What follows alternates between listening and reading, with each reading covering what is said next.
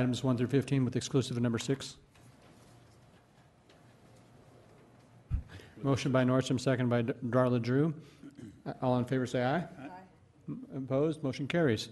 Item number 6 is the approval of the fiscal year 2015 Allied Arts funding allocation for community investments. And Chair recognizes Steve Laurenti. Thank you, Chair. As I read through this item, I have a question for Ms. Garcia, if she's here. I thought I'd seen her. She is. Barb Garcia, if you could please approach the podium, please, that would be great. Thanks. And Barb, you can tell me if I'm asking you something you can answer, or if there's somebody better, I would appreciate your direction there. On this item, I noticed that there obviously were requests that exceeded expected funding from the CDBG. My question to you is, from the Community Investments Committee, is there guidance with city staff as far as the comprehensive plan and the prioritization of the applicants or the requests, if you will, for those funds? If you could answer that. Yes, there is. Okay, so staff is involved with that to make sure that those priorities align with the comprehensive plan? Yes. Okay, very good. That was my only question. Thank you very much. Okay. And I need a motion. Move to approve. Second. Motion approved by Mr. Nordstrom, second by Laurenti. Any further discussion on this item? All in favor say aye. Aye. Opposed? Motion carries. Now we're on to non-consent items 16 through 23. I'm sure that no one wants to talk about any of these, so we'll just move on. Okay, I guess we'll move on to items number 16 through 23. We have open public comment on that. And I will now move to Ms. Julie Jensen. If you'd like to approach the podium, ma'am, and speak first, I'd appreciate it. Thank you, and thank you for giving me a few minutes to remind everyone in this room just what an amazing city we live in, and let that be your inspiration today as we roll out our new brand video.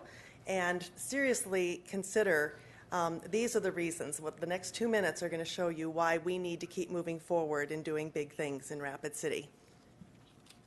Hit the lights.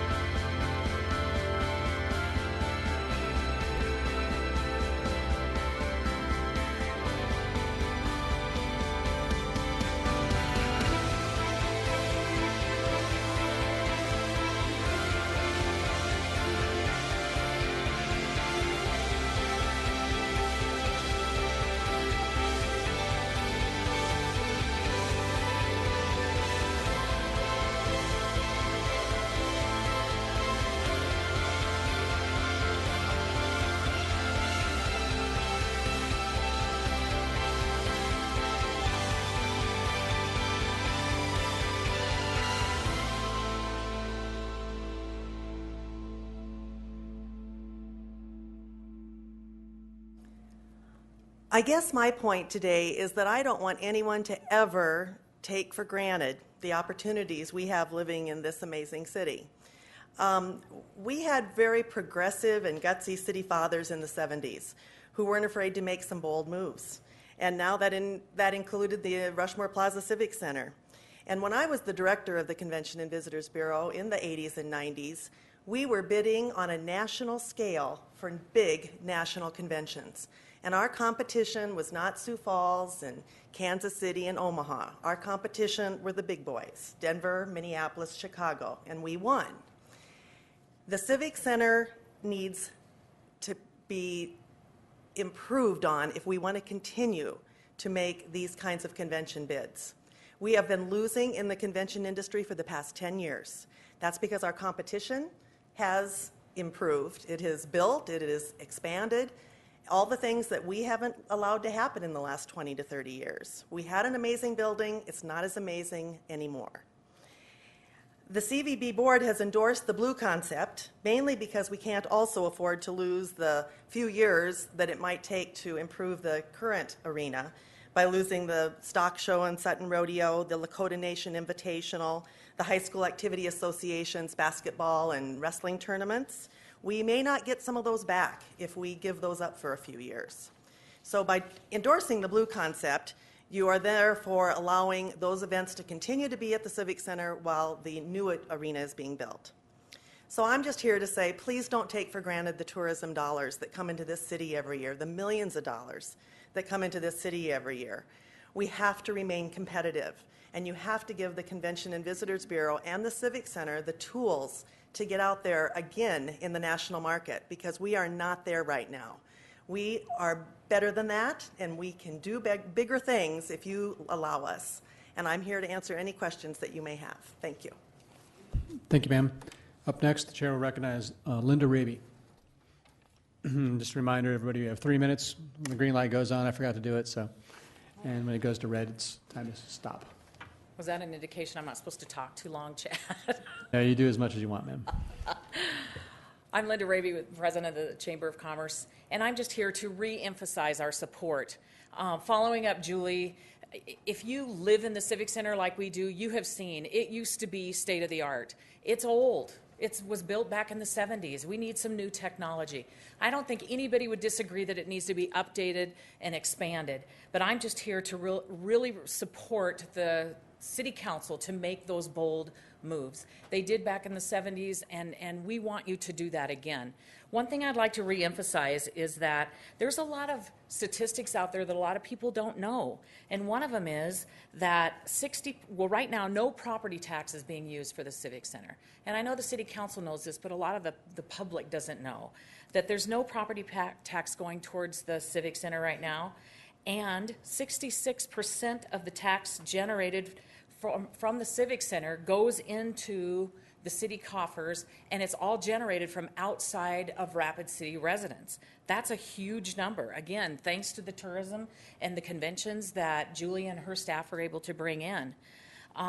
If it looks like the Civic Center is on a downward decline, and unless we renovate this, it's going to continue to go down.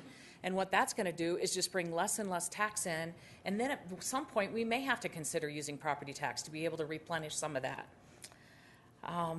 Let's see, the Civic Center actually gives back to the city. I don't think everybody knows that they actually pay back to the city for HR needs and legal needs and some of those IT needs and some of those things that only the Civic Center can do.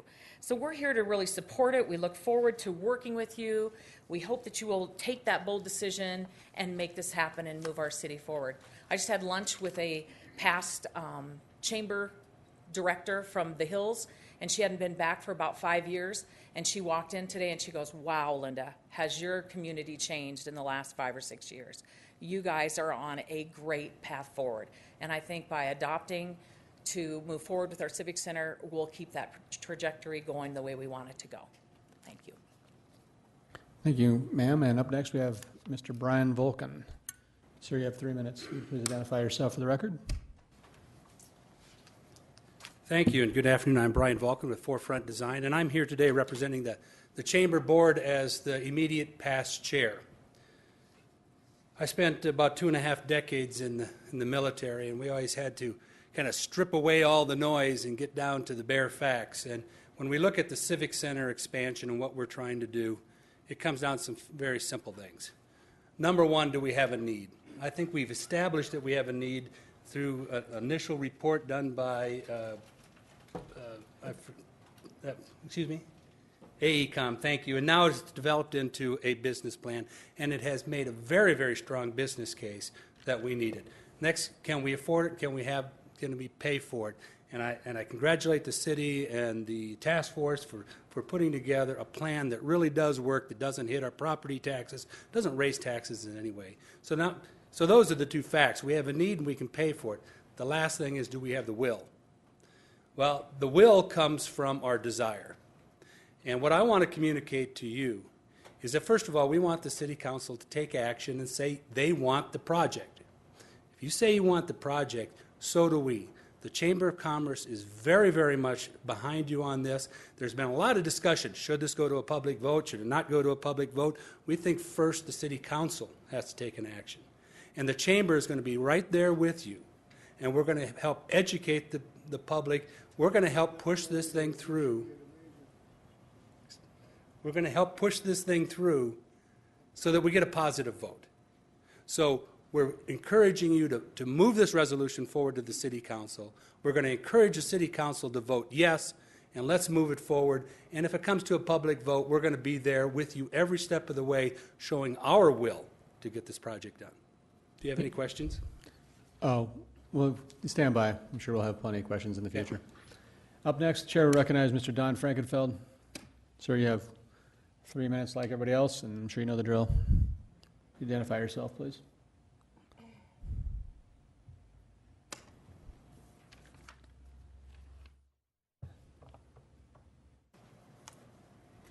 Thank you, Mr. Chair. Does it matter which mic? No, you're on the right one. Okay. I'm Don Frankenfeld from Rapid City. I support the resolution that you're about to vote for, probably with not quite as much enthusiasm as some of my compatriots, but I think on balance, it'll be a good thing for Rapid City and worth $180 million. I think you know I've sent emails to everyone. I'm a strong proponent of putting this to a public vote. I believe the City Council has an obligation to see that it goes to a public vote, and I've suggested language that can easily be added to the pending resolution that basically says this resolution will take effect when ratified. That's not, I'm not being exact, but this resolution will take effect when ratified by a public vote. That would, you can't mandate a public vote, but of course, if you put that kind of language in, it will, I think, guarantee that there will be a public vote. Absent that, I've prepared referendum petitions. I have them with me, but I can't circulate them yet until Monday. But presuming the City Council takes formal action, and if the City Council doesn't address the question of a public vote, we'll begin circulating referendum petitions right away. Jerry Wright in the past has said he will sign. Mayor Quaker is here and he has said he will sign, and I'm hoping other City Council people will sign. It need not be a negative thing to have a referendum. I far prefer an initiative. I think an initiative has a much better chance of success. But if proponents as well as opponents agree with the basic question that we should have a vote, not necessarily that you favor the Civic Center or you oppose it, we should have a vote, then I think we can make a step in the right direction. I hope you add the language that I suggested to you in my email or something like it. Probably Joel will have better language than mine. And if you don't, then that's your decision to have a referendum, which I think is regrettable, but acceptable. So, thank you. Thank you, sir. And up next, the Chair will recognize Mayor Ed LaGlaughlin. Excuse me. Former Mayor Ed. We couldn't get that lucky. Good afternoon, and heavy emphasis on the former. I appreciate all of the responsibilities that the mayor is dealing with right now. I'm here to indicate to you that the community needs to move ahead in addressing the Civic Center needs. I, like Don Frankenfeld and others, feel strongly that this should be a community decision and not left only to the 10 council members of the city. I will circulate, I have copies here that I would like to pass out to all of the 10 council members. and you can pick that up later. Basically, this was the same concerns that I had during the time that I was on the task force to address this. The date was in June of 2013. I asked a series of questions about how many times the Civic Center has been filled, and I won't get into all of them here, but that's the nature of some of the questions. And further, I wanted to address some of the concerns. Is this a need or a want in Rapid City? And I want to reemphasize that with community support, this community can move ahead and do the things that need to be done and make it a top-class community, retain that and move it. Without that community support, we're all in trouble. And I think that it needs to be addressed. Times change. At one time, the Civic Center was basketball with the state B tournaments. All of those things have changed. It's changed to the point that public broadcasting right now handles a lot of it over the television. It's a lot easier for people to stay at home and enjoy their hospitality at home rather than pay for a room to go to Sioux Falls or Rapid City and then fight the weather and crowds and the added expense. So I realize that the attendance on some of these things change. I would also like to suggest that you take a good look at the option of the two athletic sports things that are being there. Who are they? How are they going to, and what commitments are they going to make to fill a football stadium? I don't want the community to have a vote and address it in a negative manner and possibly lose the continued funding of the vision money. So I would ask that you do due diligence and do what's in the best interest of all the citizens of Rapid City. Thank you, sir. And finally, last but not least, Ms. Jennifer Langeth. Ma'am, you have 3 minutes. Thank you very much. I'm Jennifer Langeth. Apologize for my voice here a little bit. It's a little shaky. I'm chairman of the task force for the Blue Concept for the Rushmore Plaza Civic Center, and I'm also a lifelong citizen, vice chairman of the Civic Center board. We have a problem with the Civic Center, with the arena. It's old. It's 40 years old.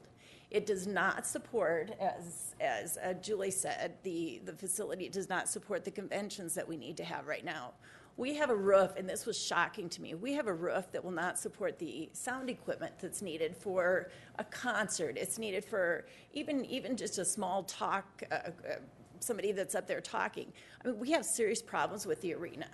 Now, we can go in there and we can fix the arena and address the ADA issues and the code issues, but we still have a problem. We lose seats. We are losing our competitive edge. We've actually lost our competitive edge.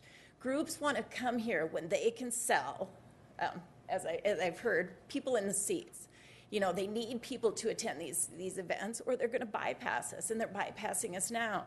We have groups that'll play into the ice hockey rink because that's a smaller facility, but we don't have the groups that will play in our arena because we do not have the kind of facility that will support those higher entertainment acts. We have a facility that was known as one of the best in the region, and we have fallen behind, and we need to take steps right now. The equipment does not work with the groups that are coming in. It's 40 years old. It's like all of us 40 years ago. Think about where you were at. I mean, we all need a fix. And some of us need a whole lot of fixing. And this arena is in that kind of position. From a construction standpoint, every day that we wait, costs are going up.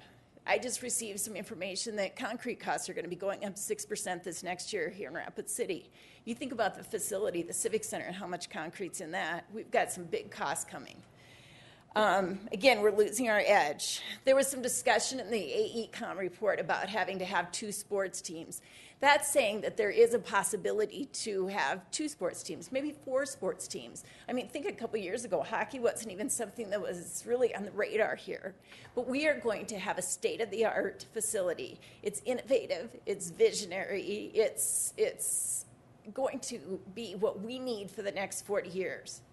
So you have the opportunity today, and again on Monday, to be visionaries, just like those people were 40 years ago, and vote for this resolution and set the Rushmore Plaza Civic Center on a new course to great success. Thank you.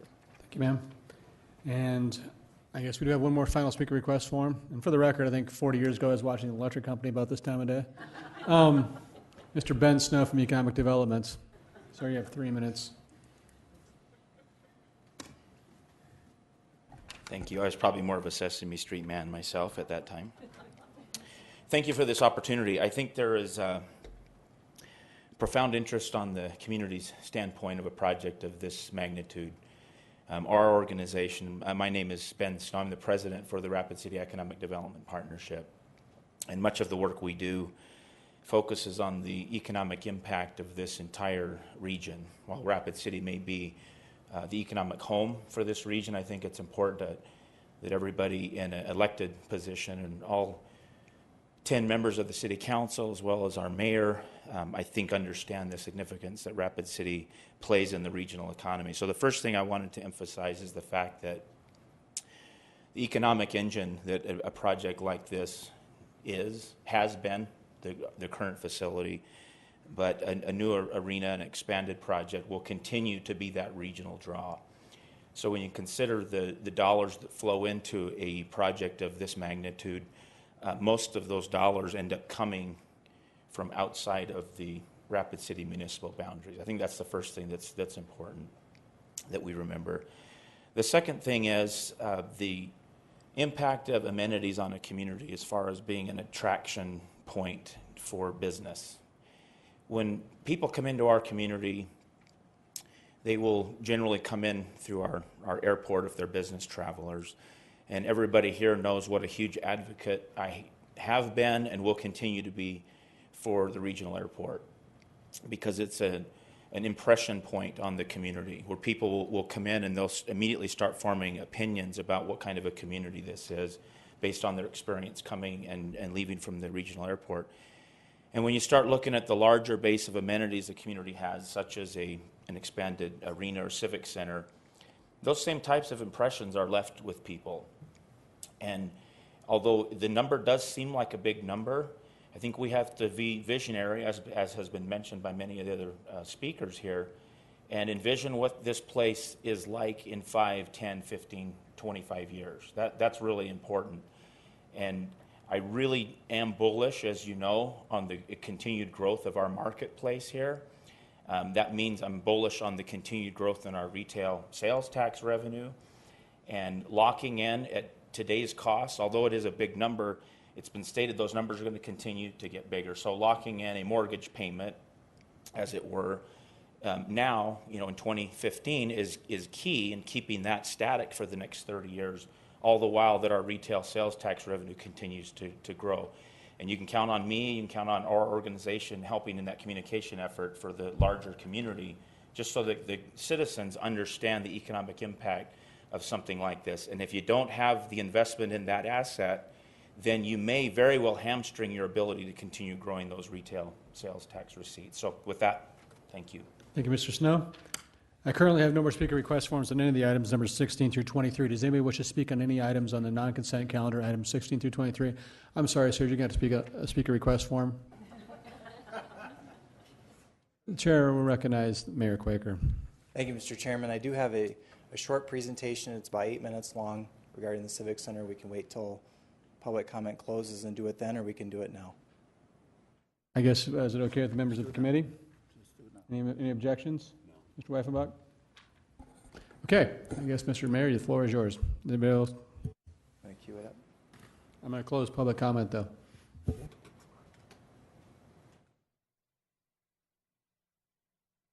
Well, good afternoon, everyone, and I want to thank you for the opportunity to speak and really it's exciting. It's exciting to be here. It's exciting to be a part of this. It's exciting to serve as the city's mayor, and I want to say that this is one of the most important votes that you will cast as a city council member.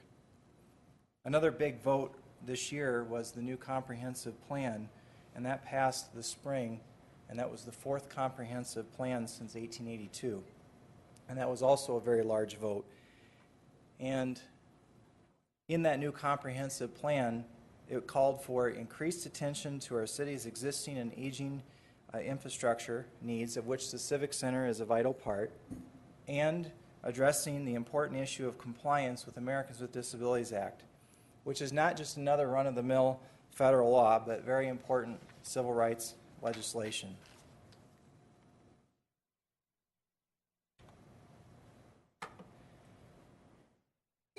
In July, the City Council approved this concept, contingent, of course, on the details being worked out. And I would say that based on the information that we have, is if we had to build the existing facility as it is now, and this is would be the entire Civic Center, not just the Barnett Arena, but if we had to build the existing facility on a flat piece of ground as it is now, that's assuming that a bunch of the infrastructure was already in place, with compliance for Americans with Disabilities Act, it would cost approximately $117 million. Since it's already built and it's non-compliant, we have more than $70 million in code improvements, and that, by the way, is a 2-year-old number, especially as it relates to the ADA number, which is in the mid $30 million range. To remodel it, it would cost, again, more than $70 million, and that would require significant downtime in the arena, which would create huge issues for Lakota Nations Invitational, also known as LNI, the Stock Show, and of course the South Dakota High School Athletic Association events. And in the case of these events, once you do lose them, it is harder to get them back. This is a great quote and applies to this conversation. Conditions are never just right. People who delay action until all factors are favorable do nothing. Now, the same gentleman, William Feather, also had another quote: "Beware of the man who won't be bothered with details." And the details are important, which is why a public vote is important to ensure vetting and buy-in of the proposal. We know there is risk in this expansion. The numbers tell us that. We also know there is reward. The numbers tell us that too. We know this is about compliance for Americans with Disabilities Act. And I ask all of us to stand together on this, and also to stand together with those who are unable to stand. Disability, it's a group of people with disabilities. It's the fastest growing minority group in our country, and probably the fastest growing minority group in our city. And it is the one minority group that you can join in a blink of an eye. You can join it over your lunch hour. You can join it again the following week in a different way. And it's very important that we recognize what we're facing as a community. The Milliken report, which came out recently, ranked Rapid City as 5th out of more than 230 cities as a place to age, as a place for seniors to enjoy. And we also recognize that with aging population comes access needs, and we have got to recognize this as we move forward. We also know that this is more than just about the Americans with Disabilities Act. And I don't refer to it as ADA anymore because my wife is a dental hygienist, and she said it's important that people understand this isn't the American Dental Association that we're talking about. It's the Americans with Disabilities Act. But again, it's more than just about Americans with Disabilities Act. It is about community, and it is about meeting our future needs. We must remember that we have a proven piece of existing infrastructure that's failing, and we must do something about it. I am excited about this project. I am also strongly supportive of it going to a public vote. Assuming there is a group who wants to refer it, again, I prefer an initiated measure, and we'll come back to that in just a minute. But assuming this goes to a public vote. I will sign the petitions, assist with circulating, support the debate, champion this expansion, and ask for a yes vote, just like Mayor Barnett did in 1972 and 73. Please do not think my support for a public vote is opposition to the project. It is because I support the project that I want to see it to go to a public vote to ensure community support for the next 2 generations. We have the opportunity to bring in more events, keep the events we have, add more conventions, and increase the operational capacity of this facility, which is what the partitions in the new arena will allow for multiple events or staging of events in the same complex. Is this too big for today? Yes. Is it too big for tomorrow? No. This gives us growth potential for the next 2 generations. It's important to remember why we have the Civic Center in the first place. It is because of leadership and the willingness to think a generation or 2 ahead.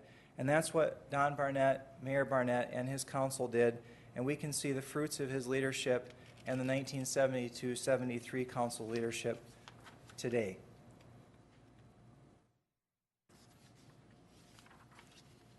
Here are some facts without going through all of these. It's important to recognize that the original arena was built for basketball, which was an important endeavor, but as you heard Julie Jensen from our Convention and Visitors Bureau talk earlier, we are struggling to attract conventions, and we're experiencing issues because of the new requirements for today's events. As a former telephone company guy, some of you might be able to relate to this, I'm aware that the Barnett Arena is full of Cat 1 cable. Well, we're now up to Cat 6, and so I think it's important to recognize what we're facing.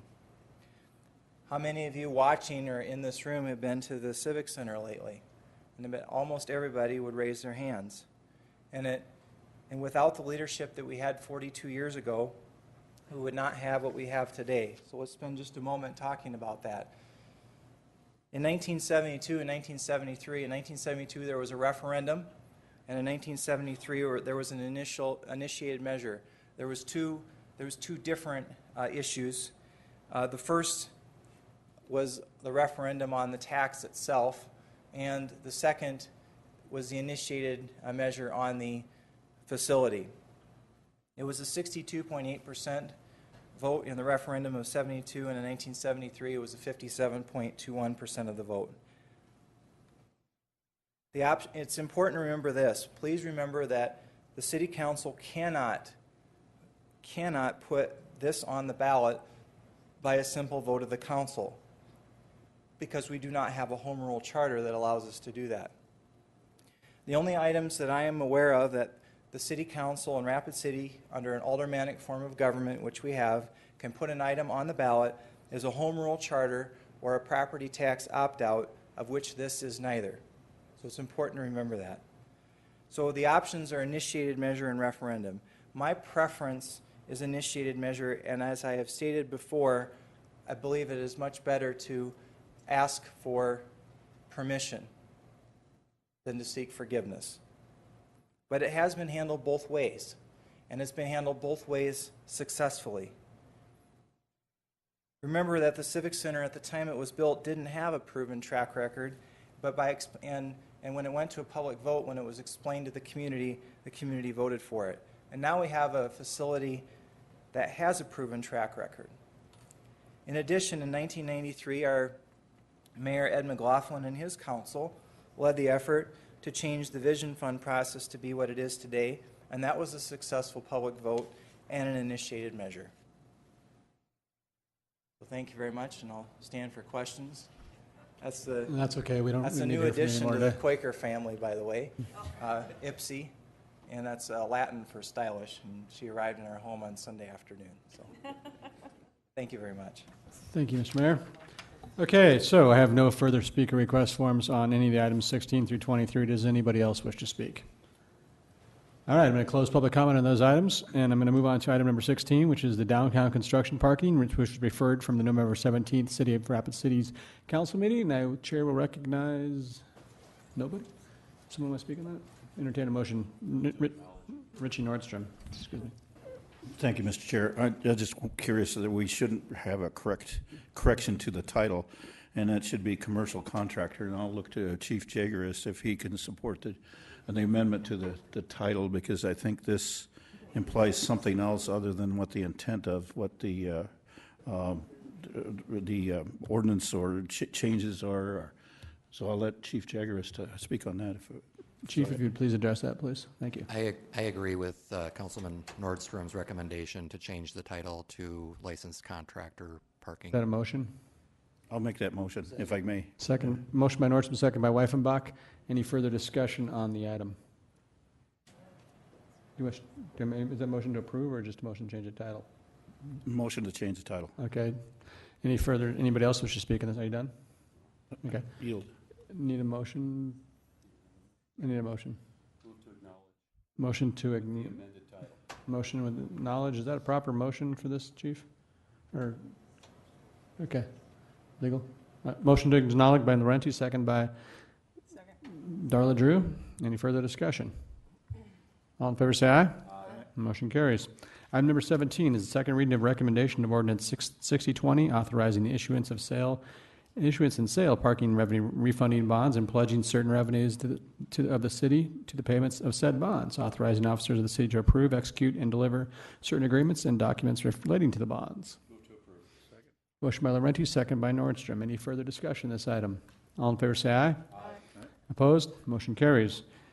Item number 18, yes.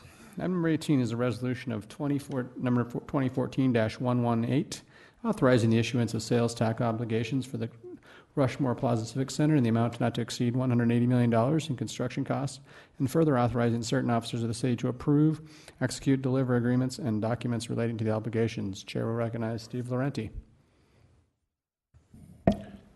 Thank you, Chair. I'd like to make a motion to amend the item with the stipulation that it be brought to a public vote. If I can get a second. Motion by Laurenti, second by Weifenbach. I'm not sure that motion's in order, is it, Mr. Attorney? Amend it. Well, yeah, I think they can amend it to read how they want it to read. I mean, if that's what the council wants to approve. I mean, But we can't put items on the ballot, correct? Well, we can't put items on the ballot, but you can say, I mean, the discussion that occurred previously is, are you going to put a provision in there that says it does not become effective until a That's your public... intent. All right. Thank making you. sure. Let me just clarify that what I meant by public vote is that it either be approved, that we would approve it with the stipulation that it additionally be approved either through referendum or an initiated measure. Okay. And If is I that could- okay with the seconder?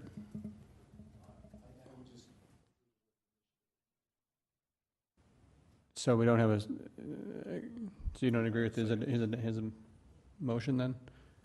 I don't know if you can limit it. I mean, any action you take almost can be referred, but, you know, this is where it starts to get confusing. I mean, the statutes weren't written or anticipating a situation like this. Traditionally, you make a decision, the voters don't like it, they refer it. If you're not doing something the voters want you to do, then they can take matters into their own hands and initiate it. What we have discussed is that if the council wanted to pass and say, this is the resolution, and it's our understanding, although this path hasn't really been pursued recently based on other decisions that were made, but we were looking at apparently in the past, what was done is the council passed a resolution of support that said, this is what we want to do. And then other groups went out and initiated that resolution, took that, and it was put into the proper form, and then other groups took that and went out and got the necessary signatures and had it put on the ballot. So ultimately, I think you have a couple options. One is to just approve this, and it authorizes the bonds and see if it's referred or not, or to pass a resolution saying this is the resolution for the bonding we want to see occur, and then see if somebody goes out and gets the signatures and initiates it. What I have always said, though, is I was concerned with saying this doesn't become effective unless it's initiated, unless you knew there was a group standing out there that was willing, once that decision was made, to go out and circulate the petitions. The worst thing that could happen is if no group was available or no group decided to take it up, and then it was just sitting there languishing and no action was being taken. But I think that the committee and the council could adopt such a resolution and put it on somebody else to go out and then initiate the measure. Okay, thank you, sir. So, Alderman Laurenti. Well, would you like to let me just your motion, clarify. I please? think my original motion, as far as a public vote is concerned, is the way that I would like it, so that it's neutral from the standpoint of initiated measure or referendum. So I don't know that if Ron's second stands as an, okay. No stick. So, motion dies from lack of a second. Chair will recognize Darla Drew. My question on this is, I know we have a couple of people here that are saying they would circulate those petitions, but if they're not successful, where does that leave this process? And if you do bring it to a public vote and it doesn't pass, where does that leave us? Because we have a problem of ADA. Let's remember where this came from. ADA, okay? Yeah, we've got an old civic center and all those things, but we are in violation of many codes. And we're not going to have fewer people with ADA issues. More babies are surviving birth with defects. More veterans are coming home with disabilities. And the baby boomers are aging. We're going to have more people that are going to need the seating that we're going to create with this new center than ever before. So my concern here is by letting it go to a public vote, I don't know if they're going to understand the idea of an ADA regulation versus just spending money on a new center. We have a direction here that we need to go in, and I would like to make it clear to the Rapid City people that we, as council people, that they put in these places, that we have a responsibility. If we're going to vote on it, we're going to put ourselves out there and vote on it, because that's why we're here. We're the people that are, you said, come on, we want you to take care of these things that are coming up. And my district, they knew the Civic Center was big. I got asked about it a lot. I told people I was for it, and they said, good, we're going to vote for you. So I'm sure I'll hear some nays on this very soon. But for right now, the people that I'm talking to want to see us vote on it. Thank you. I'm going to go to Attorney Joel Landine real quick, if you mind, Mr. Waffenbach. Well, and just to answer that question, I think what happens is if it goes to a public vote and it fails, you can't proceed with that project. We're going to have to go back to the drawing board and look at an alternative means to address the ADA issues. That will probably mean going back to design and delay the project by at least a year. Obviously, one of the concerns we have right now is construction inflation and what it's going to cost in a year. You're going to obviously downsize it. You cannot rebuild, you can't build this project for $180 million beyond about the middle of next year. So, that would require us to go back to the drawing board. If you voted a resolution in support of an initiated measure and then people didn't go out and try to obtain signatures, or after a month or two there was not sufficient signatures to put on the ballot, because it hadn't been voted on, then I think you could bring it back and take action. But again, if it then gets referred, you've delayed it by a couple months at that point, potentially. Thank you. And the chair will recognize Ron Weifenbach. Thank you, Mr. Chair. I'd like to make a motion to move it to council without recommendation. Motion removed by the council without recommendation by Weifenbach, second by Laurenti. And I'm going to retain the floor, and the reason is, Mr. Chair, is that I had mentioned before, gathering this information for me has been like drinking out of a fire hose. I mean, I've been through this ACOM report 6, 8, 10 times, and even though I'd love to see the initiated measure, I'm getting the feeling that that's probably not going to happen.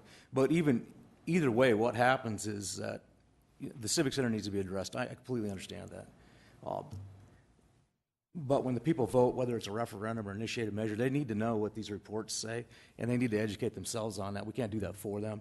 We as a council can vote. I agree with that. I think that's what we're here for. We can wade through the facts and figures in here and do that. But for me, it's getting my information here, and it shows that there's a lot of discrepancy within the information. Just like even about talking about the principal on the bond tonight. We talk about limiting the principal to 180 million, okay? We voted on that and decided that. But one thing we didn't talk about were interest rates. What was presented tonight in tonight's agenda that was attached was a 4.5% rate. But the cap is 6. If it goes to 6, that goes to $13 million a year versus 11. These are things that people have to understand. The other thing is what is our goal? And I mentioned this before, and I talked to Dave about it when he did the business plan, which to me was kind of backwards. Should have done the business plan first, the economic impact study second. Some of the things we're talking about, and I think someone mentioned tonight they wanted to know what the average attendance was at the Civic Center for a concert. It's 3,000 people right now. 2,600 in 2013, 3,000 in 2012. So, I mean, the information's here. You just have to really read through this stuff to get that information. They're going to go from 450 events to 500 events. They talked about sports teams tonight, and this is something that's important because it was been brought up in the newspaper, and everybody went right after the newspaper and said, you're wrong. Well, if you read the study, what it talks about is an attendance of 69,000 people for basketball and whatever other event that may be. When we start looking at that, we have to make sure we understand that we do have a hockey team. You start splitting those revenues. We are a small venue, whether we want to believe that or not.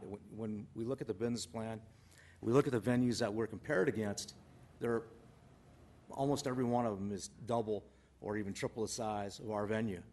So these are important facts for people to know when they vote. And for me to try to get my arms around that part of it is complicated. Will this Civic Center be grandiose and beautiful? Yep.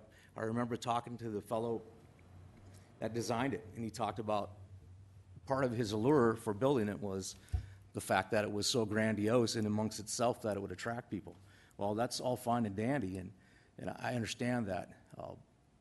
So there's a lot of information here to gather, and just going back and forth on some of the conflicting information. We talk about the BB&B tax. That BB&B tax is on a growth rate that's skyrocketing right now, unattributable to, even though the Civic Center's attendance is decreasing.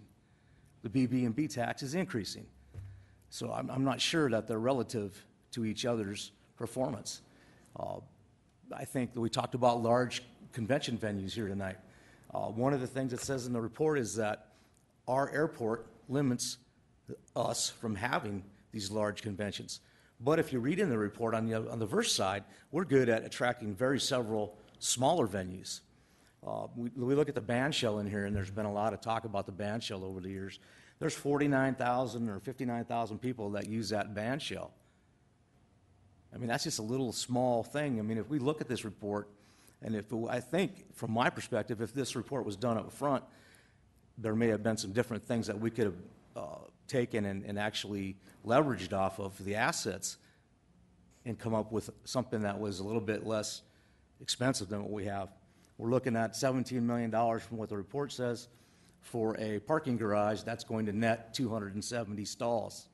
$17 million bucks for 270 parking spots. Some of these things to me are just hard for me to get my arms around. But on the other hand, I also understand there's 10 of us up here. And 9 of them have been, or 8 of them have been in the process for a while. But for me to get my arms around some of this conflicting information is difficult. And these things should be addressed at some point. They talk about tourism dollars. In the summertime, our sales tax revenues spike, despite what the Civic Center does. It does nothing during the summertime, or very little. Some of the things that do bring a lot of business to our community are the fairgrounds. They bring 300 and some thousand people to the stock show out of the little measly event center that they have there. I mean, that's an opportunity to be grown. From this report, there's a lot that can be extrapolated from it. I mean, there's a lot of opportunities. If you look at this thing and go, how can we really better our opportunities with the assets that we can have and build upon? Having a football team, having a soccer team, I'm not sure. Having another basketball team is splitting the venue and splitting the advertising with the hockey team that's already here. I'm not sure about that stuff. So with that being said, I'll yield to my colleagues and look forward to, I'm sure that they'll fill me in on Monday night on how they feel about things. Thank you. Up next, will Chair recognize Alderman Richie Nordstrom. Thank you, Mr. Chair. Excuse me. If it's all right with the chair, I'll make an amended motion to send to the council with approval. That would be a substitute motion. Substitute motion is. A substitute motion to send to council to approve the item. Do I have a second? Second. I have a second. Motion by Nordstrom, second by Laurenti. Okay, and if you retain the floor, sir. Thank you. Thank you, Mr. Chair. The reason that I don't like to do sending motions or sending items to the full council without recommendation, because I think it's our job to do the vetting on it. And I want to applaud Alderman Weifenbach for doing much homework and research that he has done so far on this. Hopefully that you'll come to a different conclusion on what your research and analysis reports back to you. And if you get an opportunity to take some more time to visit with the Civic Center staff, I'm sure you'll be able to come up with some good, solid information and be able to address your conflicts that you're finding right at the current time. The reason that I'm supporting of this Civic Center moving forward is that it's been described to me as a very intelligent person described it to me as it's protecting our current activities. And I applaud that type of thought. If we continue on the path that we're going right now, we will not be able to protect those current activities.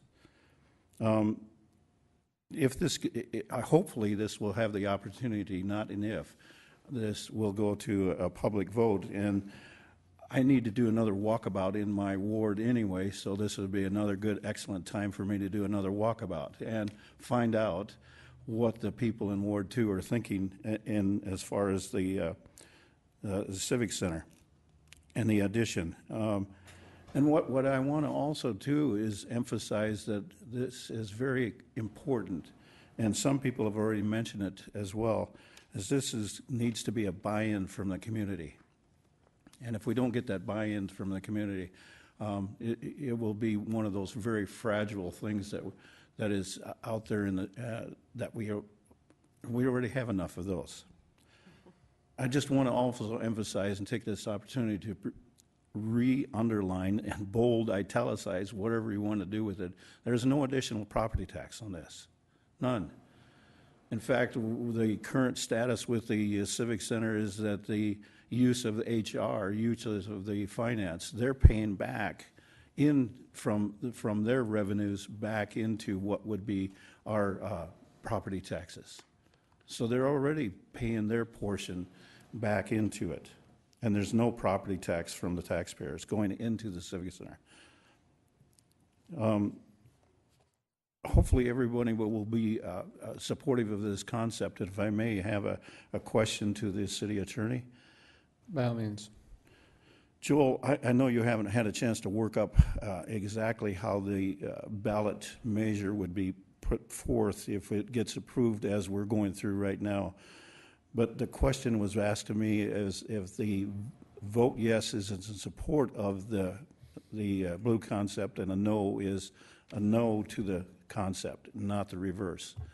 Meaning that if you vote no, then you're supporting the arena. So I just want to make sure it's going to be very clear to the voters that they will have that opportunity to vote yes, and it is a yes for the arena. If I may, before the attorney jumps in, as I understand it, and correct me if I'm wrong, Joel, is it, right here is the resolution. This is the resolution we're voting on. And if this resolution is approved and the public refers it, a no vote will be against this resolution. Is that correct, Mr. That is correct. So that would be the answer to your question. Does that answer your Yes, question? I just wanted to make sure the public was aware that a yes vote is in support of the arena. Yes. Yes. So this is the item, this would appear in a ballot exactly like this. Yep, that's exactly what we need, and because when you start doing this tinkering with the resolution, even adding in, You can't tinker with it. Yep, if it is there any other tinkering with it, it's going to make it more confusing, and we don't need it more confusing for the public out there. The statute requires that it be clear what you're voting on. If it's a resolution, you can include the title of the resolution, and really it's a yes or no. It's not like an initiated where you write it. It is taking a specific action of the council, and do you approve this or do you not approve of this? Yes or no? Thank you. And I think that that's one of the components that needs to be emphasized to some of the constituents that we have out there. That's all I have at this time, Chair. I'll yield the floor. Thank you. Chair recognizes Mr. Laurenti. Thank you, Chair. And I just wanted to revisit this because I wanted to explain my initial motion, which was to add a stipulation for a public vote. I just want the public to know that there are two things that are very near and dear to me when it comes to spending the taxpayers' money. One, that we are as forthright as we possibly can be and as transparent as possible. There's nothing more transparent on this particular item than for us to voice our opinion and approval, which I do. I approve of this. I'm hoping that it passes. But I also wanted to have the vote for the public to say yes or no on this item, because it is going to be the single largest expenditure in our city government's history. I don't take that lightly, and I don't believe, my ego is not so big that I think, hey, I'm gonna vote on this issue, and that's just the way it is. Because I ultimately believe that if we approve this, and I will support it either way, I would prefer to see it with an initiated measure attached to it as a stipulation, but either way I'm going to vote for this, and I will continue to educate people in my ward because I've had a lot of people ask me. The important part about this is that, coming from a fiscally conservative standpoint, the funds that will be used to pay for this conservatively, very conservatively, will easily pay for the bonds for this civic center. So the public needs to know that from a very conservative standpoint, from a risk standpoint, unless our city government and sales tax just goes into nowhere land, we're looking at this very conservatively. If we have issues paying for this, we're going to have greater issues than paying for the Civic Center, just from a fiscal standpoint. So I just wanted the public to know that I support it wholeheartedly. I'm hoping that when we get to council that we'll still maybe see a stipulation for an initiated measure. The other reason for that would be that the positive side seizes the message. A referendum, on the other hand, is now seizing the message because they stand against it. And I don't know if the media will go see the side against it or the side for it, depending on whether it's a referendum or an initiated measure. But no doubt, if it's an initiated measure, we seize the message, we control the message, and it's all about why this should be done, not why it should not. And so I'm hoping that we'll still see an initiated measure, but this does have my support. Thank you. Thank you. Mr. Weifenbach. Thank you, Mr. Chair. And then I just want to clarify something, that this is what we call a COP, right? It's actually going to be a lease back. Am I correct? I would ask that question to either Pauline, I guess, or Chair recognizes Pauline Sumption. Thank you, Mr. Chair. Actually, right now, our financial advisors are looking at a multiple ways of financing it. A portion of it, more than likely, will be the COPs, the certificates of participation, which would be a lease-back situation. But they're also looking at a partial straight revenue bond that will not be subject to the lease amount. And they will be here on Monday to more fully explain that if there are questions. I guess that's the first I heard of that. So, but then the question is, if on Monday, if we could have that information, because what I talked about earlier about, I believe that the Vision Fund does have, since it's combined now, I'm sure it will have enough debt service coverage. But the fact is, what was proposed, and I would like someone to clarify that, was a 4.5% rate. If we could clarify that for Monday, versus what it would be if it was a 6% rate, which is, because we were limiting the principal amount, but we're not limiting the interest that can be charged. So I just want to make sure that we are transparent. I guess can I address that to Pauline? I can answer that partially again. When I saw the resolution at the 6%, I asked for updated numbers. They've actually sent me 2 sets, and I haven't looked at them and analyzed them specifically. If you look at the one that would be the same amount basically every year, you're looking, like you said earlier, you're looking at 13, 14 million a year. However, they can also format the payments, so they're graduated over time. So that way at the beginning, it's a lesser amount, so that way the vision account can still pay for it, and as that account grows, it can still cover the debt payment. That being said, the original estimate was about a 4.5% interest rate. We don't know, unfortunately, what the interest market is going to do. The likelihood of it being 6% is there. I guess I'm not thinking that it will jump that far at this time. By combining it between a revenue bond and a COP, there will be a blended rate between the two issues. The COPs would likely have a higher interest rate because there's a higher risk, and the revenue bond itself would have a lower interest rate because there's a lower risk. So while there is some concern that the interest rates will rise, they being the bond council they put a maximum amount on there saying that if the interest rate comes in over 6%, we are not moving forward with this. And there's reasons for those protections in place, and I've only seen once where that was an issue in the 15 years I've been in government. Does that help clarify some things to you guys? Yeah. These are the things that I've been dealing with all along through this process, is understanding one thing and then coming to realize another.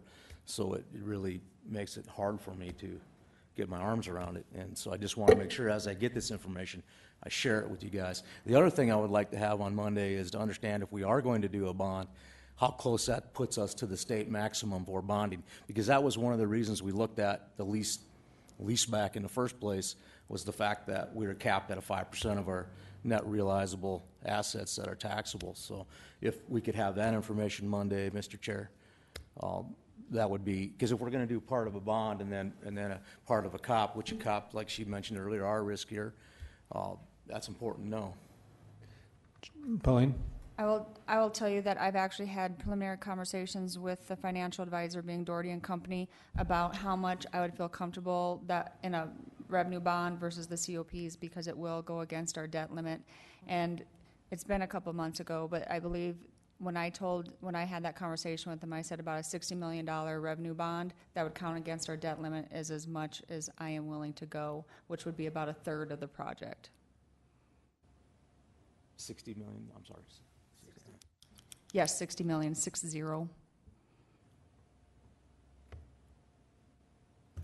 Thank you. Thank you. I have no further speaker requests. Is any more? Mr. Attorney? Oh, no. You're just raising your hand, or? No, I had perhaps requested to speak earlier, but I was no longer in. All right, is any further speaker requests from the council? If they do, I'd like to take 1 second to speak myself, just because I think Monday night's going to be like a Walt Whitman poem. So I think I'll spare people a few things this evening and speak right now. But, you know, I guess one thing, if you take nothing away from this meeting today, and this is for the media, understand that we as a council cannot initiate this, that we cannot put it on the ballot. I know it's been said many times up here, but I want to make sure you guys get that. So we're not doing something, again, you know, ramming something down the citizens' throats has been the word the phrase I've been hearing. That's not happening. Okay, we're not doing that.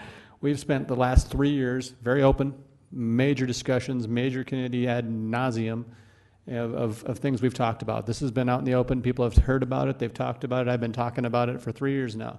So this is something that's been very open, very transparent, so we all know about it.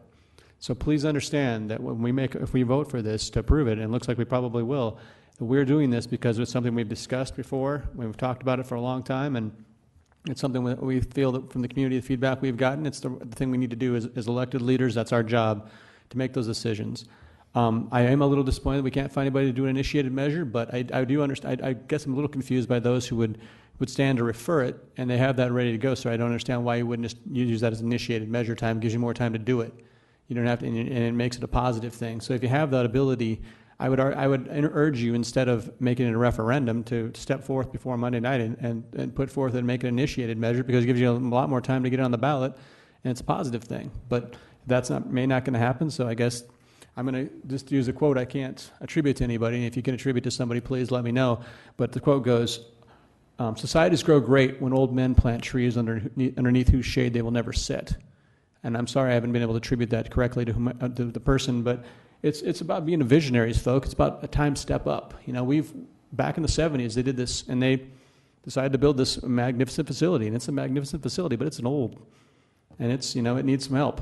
and it's time to step up. Imagine Rapid City without the Civic Center. Just step back for a while and look at what we have gained from that city, from that project.